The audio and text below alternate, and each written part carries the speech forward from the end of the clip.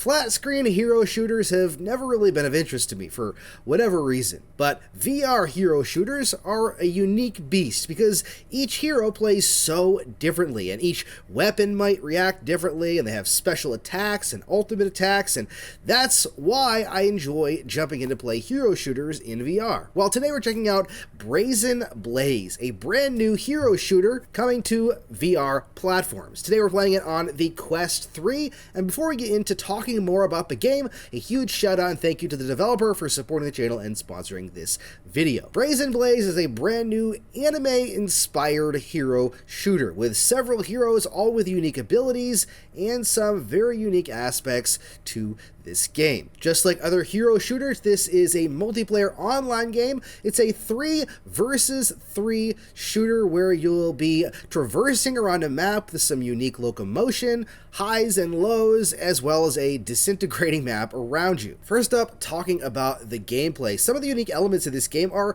just like any other hero shooter, including each hero having their own unique weapons. Whether you're throwing bombs or using a rifle or even a sword, whatever hero you choose to use will give you different and unique abilities. Each one will take some time to learn, and there is some strategy to this game because it is challenging to master but fun to play. The team that I played with learned very quickly that you have to communicate in order to win because we just kept getting demolished until we started talking and telling each other where the enemies were, what we were doing, and finally actually winning some matches. One of the unique parts about this game is the traversal locomotion and the environment. So traversal around the environment includes standard VR locomotion, but on top of that, due to the fact that it's kind of like a Japanese anime-inspired game, it feels that way to me anyways, the locomotion also has like an air dash. So you can look in a direction, press the jump dash button, and you have a bar that allows you to dash a couple of dashes and then needs to refill. This allows you to jump up on buildings,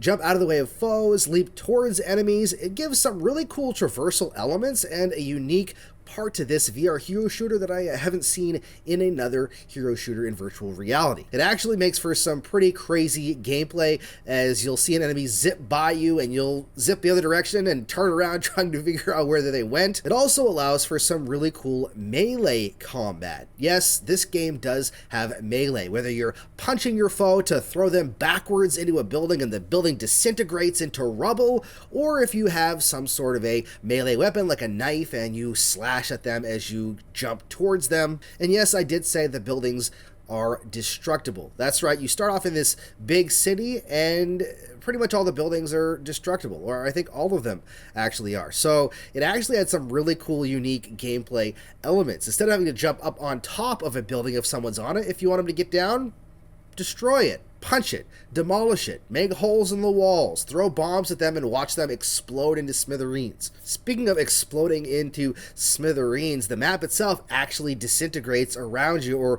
drops out of the sky. So you'll have to keep an eye on the environment as well as it's continually fighting against you to try to keep you in an area that is constantly expanding or closing, depending on how the environment is moving. You'll have to keep your eye on your footing, and when the platforms start to shake, you have to move or you'll end up falling to oblivion. Like I mentioned, each hero has different weapons, and each hero feels extremely unique, but it's not just the weapons that make them feel unique. It's actually the scale and the size. Depending on which character that you play, the actual scale feels bigger or smaller, and the size of the character can be bigger or smaller, and it just makes you feel unique in each element. Plus, the weapons are all different, whether you're grabbing bombs and chucking them off of your back, or you're grabbing a rifle or 2 rifles from your back. There's even a sword that you can use to slash enemies, and it'll actually send a shockwave out of your sword, so it is a longer range weapon as well. And each hero also has abilities, so you'll have an ability where you can turn your palm over and activate it once your hands are glowing, and each hero has a different ability. There's also an ultimate ability that if you take your hands and you smash them together, you'll get your ultimate ability.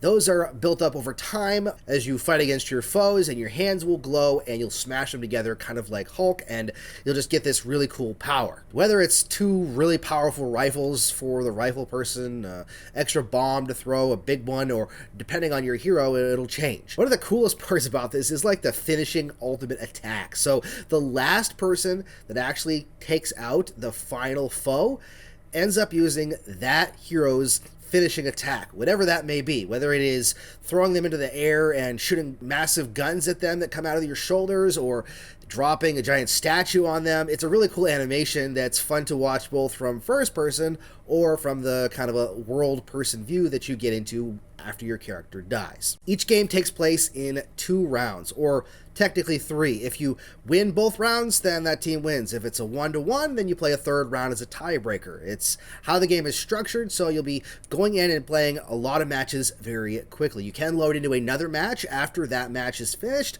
or you can exit out and join another public lobby, or however you want to play the game. You're able to switch your character between matches, but not between rounds. So once you pick your character, that's what you're with for the 2-round game, or 3, depending on how the game goes while you're playing it. The game actually feels really fun and intuitive, and the movement is really what sells me on this game. It is still in beta, so it's obviously got its quirks, but the game itself does add some unique elements like that locomotion, which doesn't usually happen in a multiplayer shooter or a hero shooter in virtual reality. It adds some really cool gameplay elements and moments as you zip around the map, jumping from building to building, flying past enemies, slipping past them unnoticed, and then firing at them from the back. There's some really cool moments that happened during my gameplay session with my team that made me feel powerful, which is a really cool feeling in virtual reality. Being able to punch those buildings if you're a big character and knock them down, or blow them up and see them disintegrate, or hit a hero backwards when you punch them through a building, makes you kind of feel like you're a superhero. It really helps to sell the powerful aspect of this hero shooter. Just like a lot of hero shooters, there is some strategy involved, learning your hero, learning how to work as a team, and learning how the map structures and works so that you can take advantage of all of the different aspects of the game. The game is actually in open beta right now, and you can play it for free. There's a link down in the description if you want to play Brazen Blaze. I highly recommend checking it out if you're interested at all in hero shooters, just to see how it plays, get as many people in there as possible so there's a lot of people to play with. Again, there's a link down in the description if you want to check out Brazen Blaze for free in open beta. It is coming to the official store later this year. Thank you so much for watching. Let me know what you think of this format down in the comments. If you like this more overview kind of style of video format instead of like a gameplay style, I think I'm better at explaining games than I am at playing them and talking. So let me know what you think down in the comments. Thank you so much for watching. As always, stay safe and happy questing.